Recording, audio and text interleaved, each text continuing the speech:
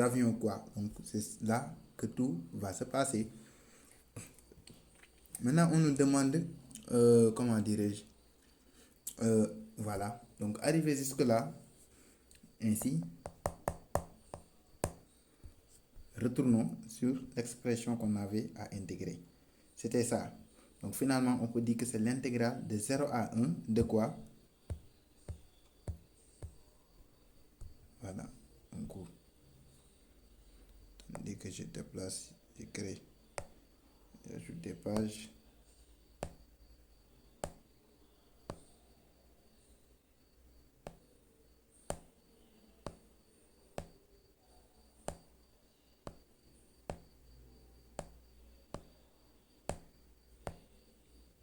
Bon.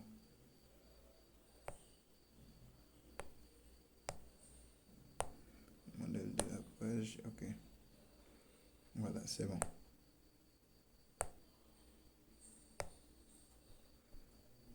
J'espère que jusque-là, vous avez compris. Maintenant, qu'est-ce qu'on va faire? Donc, ainsi, donc A, c'est égal à l'intégrale de 0, n'est-ce pas, à 1, de 1 sur U carré plus 3, c'est là. Donc, c'est égal à combien? Égal à 3. 1 sur ça, donc c'est l'inverse, n'est-ce pas? Donc, en faisant l'inverse, qu'est-ce qu'on va obtenir? Attendez, voilà, donc ça même, c'est cette expression seulement. Maintenant, lorsqu'on fait l'inverse, voilà, parce que n'oubliez pas que l'on avait posé U égale à ça. Voilà.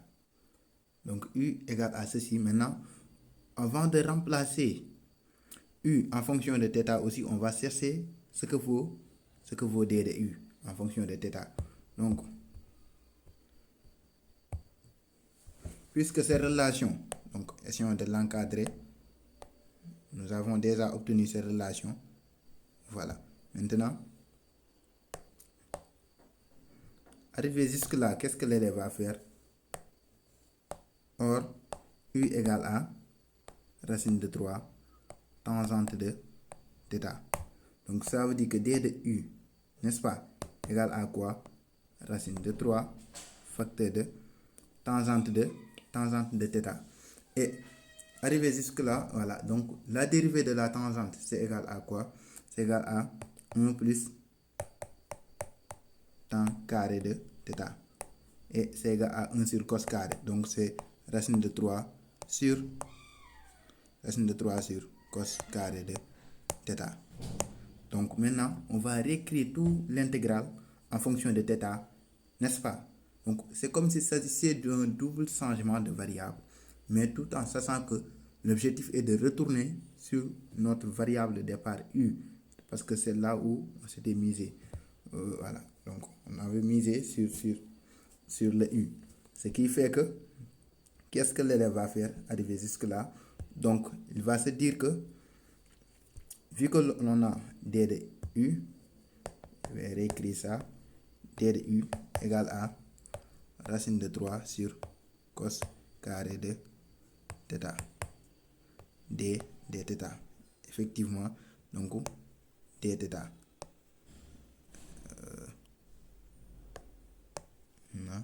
Voilà. Donc D θ. C'est comme ça. Maintenant, ce qui veut dire que voici des relations que nous avons. Maintenant, d'après ces deux relations, 1, 2, on peut réécrire l'intégrale. Parce qu'on avait dit que A était égal à l'intégrale de 1 à 2, de 0 à 1, n'est-ce pas? De 1 sur U carré plus 3 à la puissance 3 demi, D de U. Or, on sait D de U en fonction de θ, on sait cette expression en fonction de θ. Donc, finalement, A égale intégrale de 0 à 1 de quoi? D de U. D de U, qu'est-ce qu'on avait trouvé? Racine de 3 sur cos carré de θ, n'est-ce pas? D θ. Et au niveau du dénominateur, qu'est-ce qu'on avait trouvé? Cette valeur-là, c'était égal à quoi? C'était égal à racine de 3 sur 3 racine de 3 sur cos cube. 3 racine de 3 sur cos cube de θ. C'est ce qu'on a trouvé. Ce qui fait que, par simplification, racine de 3 va simplifier, racine de 3. Cos carré va simplifier, ici ça va rester un seul cos. Donc ce sera 1 sur 3 sur cos. Donc A égale à intégrale de 0 à 1, n'est-ce pas, de 1 sur 3 sur cos de θ, pour que vous puissiez comprendre avant de l'écrire directement. Donc c'est égal à l'intégrale de 0 à 1, n'est-ce pas. Donc l'inverse, qu'est-ce qu'on va se dire? Donc de 1 tiers de cos de θ dθ. Donc c'est ce qu'on a maintenant. On est arrivé jusque là, donc A égale à intégrale de 0 à 1 de 1 tiers de cos θ dθ. Qu'est-ce qu'on va faire? On va chercher la primitive, n'est-ce pas? Donc en cherchant la primitive de cos θ, on sait que c'est égal à sinus. Donc A égale à 1 sur 3, n'est-ce pas, sinus de θ. On a évalué entre les valeurs 0 et 1. Mais n'oubliez pas, le changement de variable, c'est-à-dire les bornes que nous avons utilisées, 0 et 1 ici, ces deux bornes-là, c'était par rapport à U. C'était par rapport à U.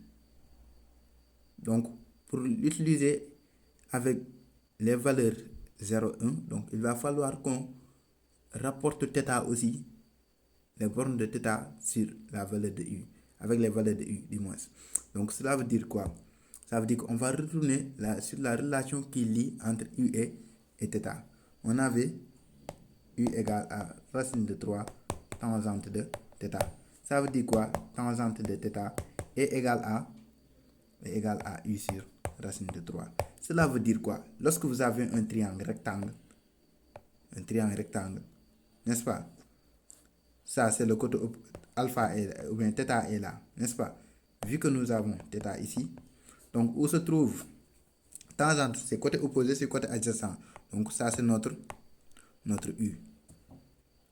Ça, c'est notre racine de 3. Pour que la tangente de cet angle soit côté opposé sur côté adjacent. Et ce qui fait que, donc d'après ça, que vaut, on sait que si on note cette distance x là, voilà, donc qu'est-ce qu'on veut dire? Donc lorsque nous avons ça, ça veut dire que U carré plus racine de 3 au carré, ça vaut quoi? Si on note h ici, on peut dire que c'est h carré, n'est-ce pas? L'hypoténuse. Ce qui veut dire que quoi? U carré plus 3 égale à h carré. Donc h égale quoi? Racine de U carré plus 3. H égale racine de U carré plus 3. Et maintenant, après avoir obtenu cela, donc lorsqu'on remplace U carré plus 3 par quoi? Par racine de voilà. Maintenant, exactement. Donc arrivé jusque là, qu'est-ce qu'on va se dire? Donc vu que ça c'est notre H, qu'est-ce qu'on va se dire? On va essayer de remplacer, de retrouver l'expression du sinus. D'après ce que nous avons, qu'est-ce qui est égal à sinus de θ? Sinus de θ est égal à côté opposé, comment dirais-je? Côté opposé, donc c'est U sur hypoténuse. Hypoténuse, c'est ce qu'on a calculé, racine de U carré plus 3. C'est ça notre sinus de θ, n'est-ce pas? En fonction de U. Ce qui veut dire que, ainsi,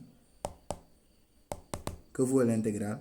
Donc, on avait dit que A égale à 1 tiers cos de, voilà, sinus du moins, 1 tiers